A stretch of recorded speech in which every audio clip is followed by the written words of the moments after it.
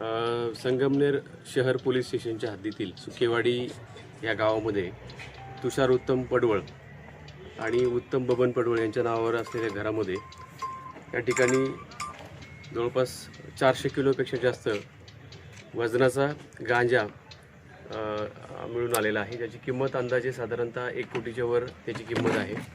आणि याची आता प्राथमिक तपास चालू आहे। याच्यामध्ये अँटी नार्कोटिक्स टास्क फोर्स, अंमली पदार्थ विरोधी टास्क फोर्स महाराष्ट्र राज्य याची नव्याने स्थापना झालेली आहे।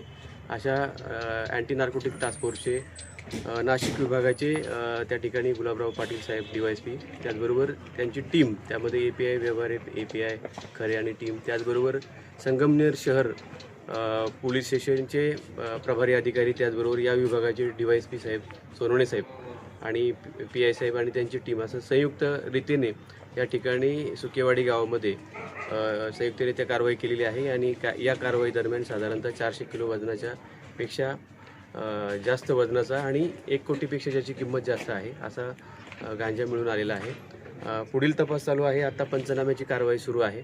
अधिकची माहिती याच्यानंतर गुन्हा दाखल झाल्यानंतर आपल्याला देण्यात येईल। धन्यवाद।